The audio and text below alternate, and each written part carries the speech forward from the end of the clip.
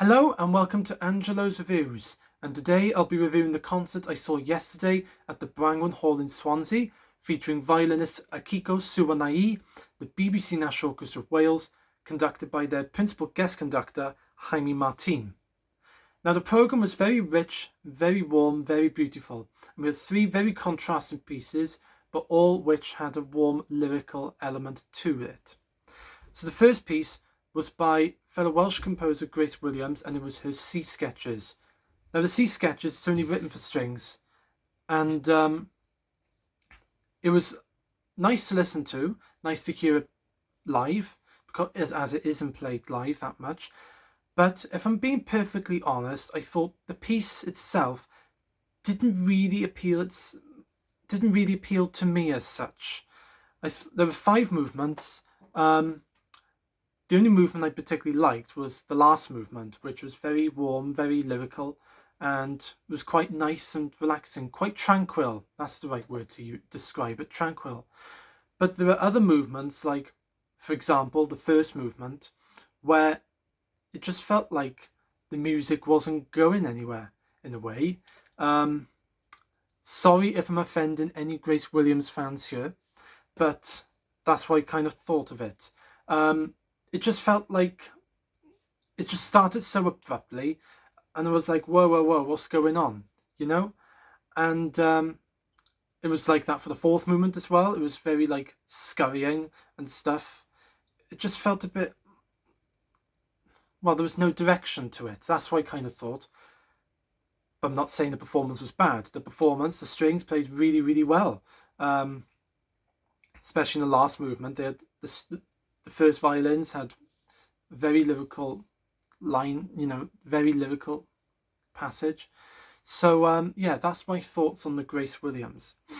Then we had the third violin concerto by Camille Saint-Saëns, played by Akiko Suwanai. Now, Akiko Suwanai was absolutely spectacular, I have to say.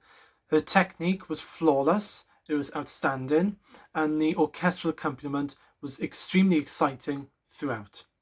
The first movement was very dark and dramatic, and I thought the violinist really played those passages really well. The second movement, I have to say, is one of the most gorgeous movements from any violin concerto.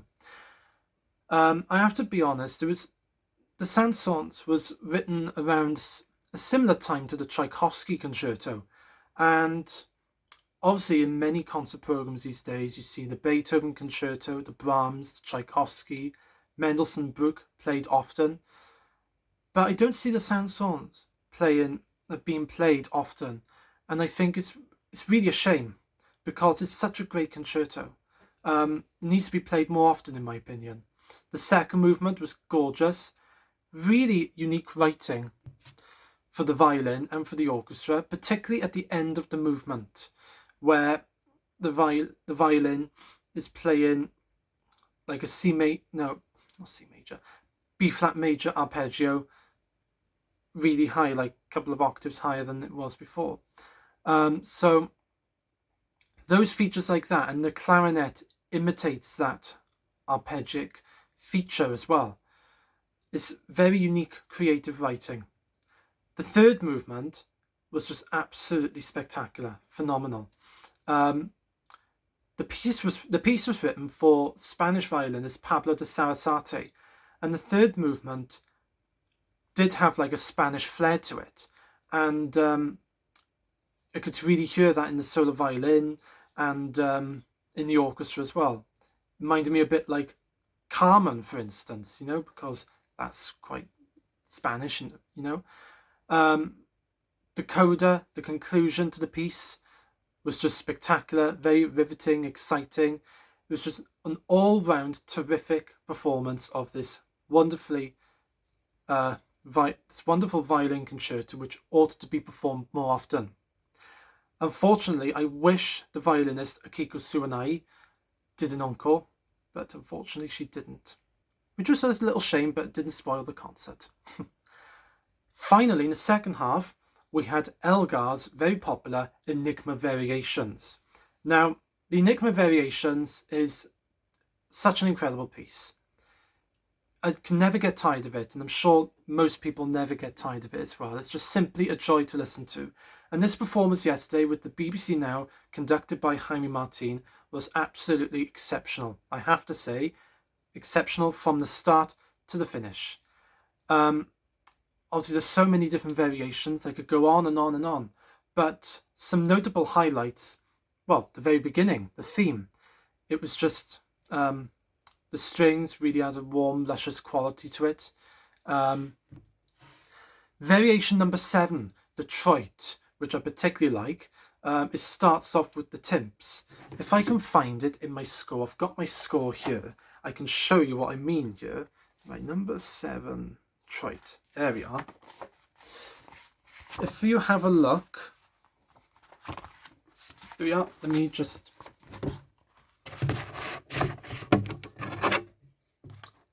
This feature here where I'm pointing, this timpani part, that's really, really important in this variation.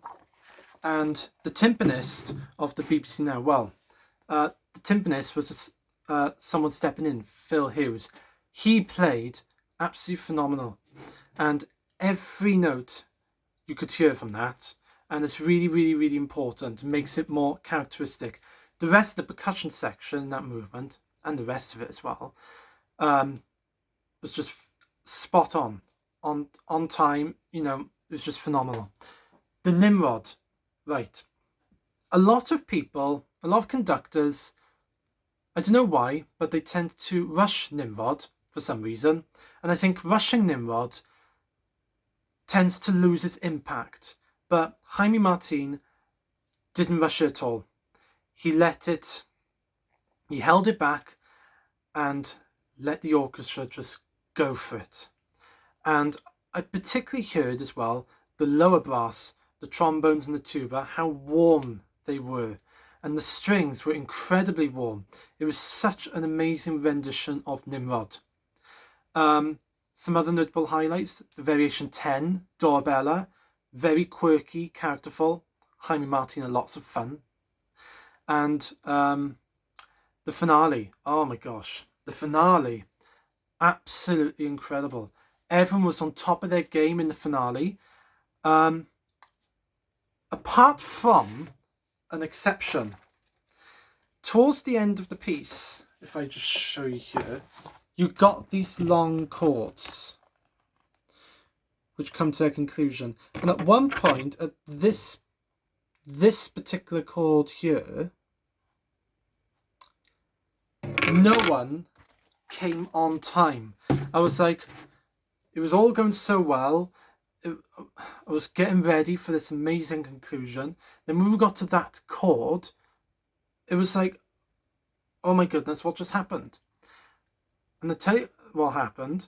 The brass came in too late, and no one followed Jaime Martín's gestures properly at that point.